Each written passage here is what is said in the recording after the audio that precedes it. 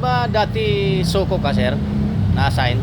Dati, so team leader din ako dati. From 2010 up to 2021 nasa crime laboratory ko ako. Ngayon, forensic unit ako. Pagkaiba po talaga ang trabaho ng technical service. Pagdating dito sa baba, medyo mahirap sa baba. Mahirap. Talagang run. Dito, kailangan mo mag-adjust. Kailangan mabilis ka mag-adapt. Kailangan marunong ka makisama, pakikipagahin mo. Sir. Kailangan pag-aralan mo yung bawat galaw at kilos ng mga kasama. Ayan. Pero dapat maganda lagi ang pakisama mo. At ayun lang may advice ko. Dapat mag-enjoy tayo sa ating ginagawa. Kasi pagka once na naburi ko ng ginagawa mo, doon na magsisimula na ikaw sa sarili mo, marunongkot ka na sa iyong ginagawa. Gaya po niyan, OT po tayo. Nasagawa po tayo ng inspection dyan sa mga personnel na nakadeploy dyan. Ayan po. Chine-check po natin isa-isa kung sila ba talaga yung nakadetail dyan. Ayan. May dala po tayong deployment plan. May isa-isa po natin. Baka mamaya, iba na po pala yung pangarap natin. Kaysa dun sa nakadeploy o nakalista sa ating deployment plan. I-inspecting po natin yung kanilang mga issued long firearms, short firearms. Okay po.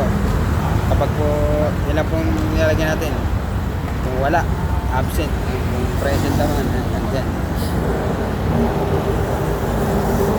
Ganun lang po ang trabaho ng OT at magbigay ng guidance. Kumbaga, wag po tayo magsawa na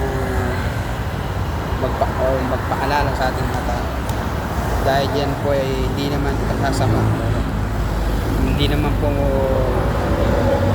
kawalan kumbaga sa ating mga tao. Kumbaga yan ay magiging guidance. Kung ayaw lang tugon o ayaw na guidance, hayaan nyo lang. Ang mahalaga po ay nakapagbigay tayo ng guidance sa kanila at tapayon natin kung ano yung tama na dapat ginagawa. Okay naman po dito sa line. Ang hassle lang talaga. Pagwa.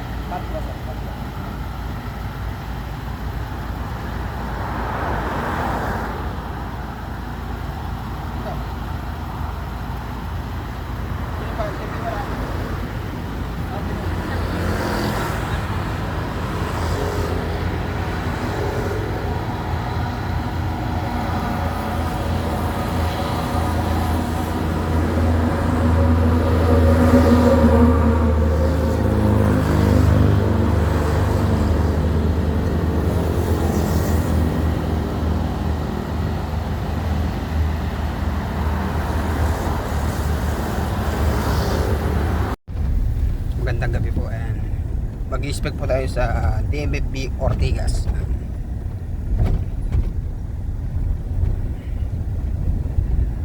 It's already 11:43. Ganyan po kasi pag ang ating inspecting team ng Eastern Police District. Shoutout po sa mga taga Nueva Ecija. Joti po ang ating dalaw po kaming taga Nueva Ecija, Joti. Shoutout. Magkatagaw dito yung substation 4 na. Oo, sir.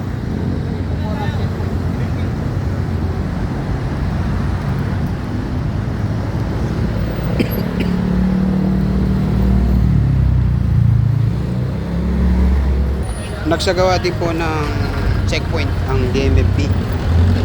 Kasama po ang substation 4 ng Pasig. Ayan po. Tayo po ay nagpaalala sa ating mga tao na ito ang dapat natin gawin. Designate din po natin kung sino yung spotter, yung mga kanya-kanyang designation. At bago po namin sinimulan yung aming aktibidad ay humingi po muna tayo ng gabay sa ating pong may kapal. Kasi bilang officer dapat tayo nag-lead sa kanila. Magiging maganda at maayos lamang ang ating gagawin. Tayo hingi unang-una ng gabay sa ating mga labangan. Kasi po napakahalaga ng pagdadasal at pananalig sa buong may kapal. Kasi Kasi yan ay isa sa mga prinsipyo ng ating regional director, stay close to God. Yan po, nagpapaalala tayo na ito lang ang dapat natin pahintuin o dapat natin makita sa ating inspection sa ating mga motorcycle at mga sasakyan,